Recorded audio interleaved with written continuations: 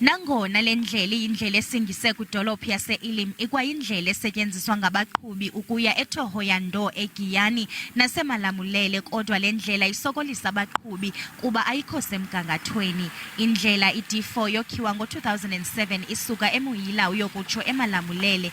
Le ndlela iye yalungiswa ngo-2017 kodwa inemingxunya.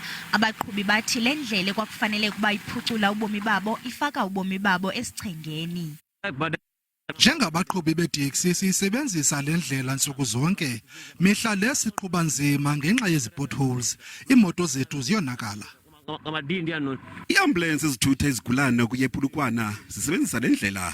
Kwelinye ityeli kuye kwagqabhuka itayari leambulensi ngenxa yale ndlela. I-arhente yezendlela eLimpopo ithi iyayazi ukuba kukho ingxaki kule ndlela kwaye ithi ukhona unokontraka olungisa le ndlela phakathi kwemalamulele neVuwani.